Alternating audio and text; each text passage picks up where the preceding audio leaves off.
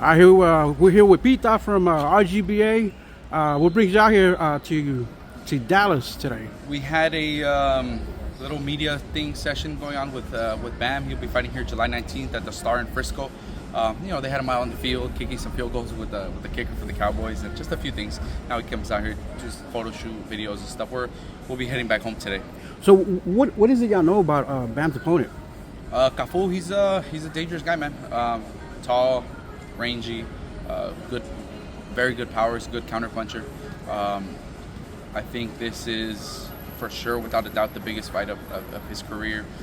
We know he's going to come in with everything to try to take all the shine that Bam's been able to get and all the tension that this fight's going to get.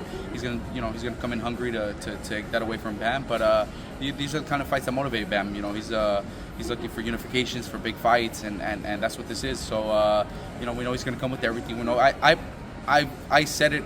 And I think my dad believes the same thing. I think he's the most dangerous guy for us at 115 just because of the power that he holds. I think Puma's probably the biggest name that we can get in the division.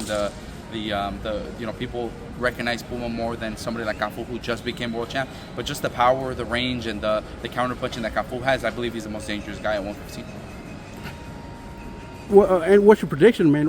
What's the plan? I'm not saying what's the game plan, but what do you think how do you think this fight plays out?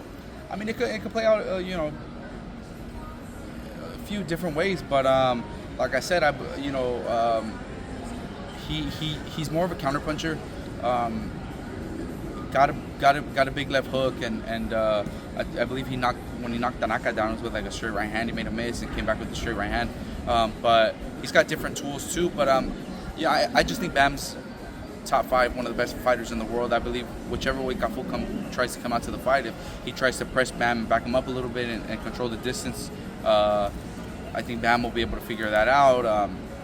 If he stays on his back foot and stays against the ropes, then Bam will be able to figure it out that way too. I just believe Bam has more tools, more different things that he could do in the fight that'll ultimately get Bam the victory. I don't know how. I don't know. I don't like to predict. I think we're going to do this and that in this round, or we're going to stop him. Or no, I think Bam is going to win the fight. We'll see how it plays out. Of course, everyone always brings Inoue up, right, when they talk about Bam. We saw Inoue's last performance, which is a great one. But was there any flaws, anything you saw maybe that y'all can take advantage of, or maybe in the future? No, because I think Inoue is a complete fighter. I think he's the number 2, number 3 best fighter in the world. He got dropped. Fighters get dropped, man. If you go down the list, any of the top guys, Manny Pacquiao, Muhammad Ali, Sugar Ray Leonard, and all these guys, everybody's been stunned, everybody's been hurt, everybody gets caught with a shot. Just because they get caught with a certain punch from one guy doesn't mean they'll get caught with the same punch from another guy. Just because he fought Cardenas the way he fought and got hit doesn't mean he's going to fight anybody else that way. It's just, it's boxing, man. You're going to get hit with some shots sometimes that you don't see coming or you didn't expect or whatever, and it's just the way it is. I do think Bam and him will eventually meet up. I don't think it's that close. I think it's maybe a year and a half down the line. I believe this year Bam will stay at 115. If everything goes good, July 19th, he'll probably wait to try to unify and do the big fight with Puma Martinez. We obviously have to get through July 1st, and Puma just beat Ioka in the rematch, so that could be a potential fight for the end of the year. And then he'll be at 118 for a couple fights. Maybe next year he'll do 2-3 fights at 118 and then straight to 122. And then that's when it becomes a real possibility. So the fight would, if it happens, would be at 122. Yeah, would that be the best? So I think Inoue said the most he'll go up is 126. Unless it's at 126, then if Bam does a fight at 122, feels comfortable, then I don't think. I mean, right now, just because it's 2 divisions away, you're like, okay, it's still got ways to go. But if Bam becomes champ, like I said, next year, if everything goes good this year, and if you're telling me this is the perfect situation, he does this year at 15, does next year at 118, the year after he's at 22, and Inoue's still there, he gets Inoue there. Or if Inoue's at 26, they meet somewhere in the middle, or they figure something out. I believe it's still a year and a half, 2 years away down the line. Would you prefer that fight in Japan or here in the U.S.? I don't think it matters. Would it be bigger in Japan? I think it would be a huge. I think Inoue has become such a big star that he is able to pick and choose where he's going to fight certain guys. I think he's the biggest fight in the lower weight class. Anything below featherweight, fighting Inoue is the biggest fight, and he's earned that. and he's shown that with the amount of money he's been able to generate in Japan and stuff. Unless in the next year or so, Bam becomes something to that level. I believe Bam's the biggest star aside from Inoue. Bam's the biggest star, but to get to, I think you have to be Inoue to earn that. So if they say Japan, we'll go to Japan. I don't think Bam has a problem with fighting in Japan.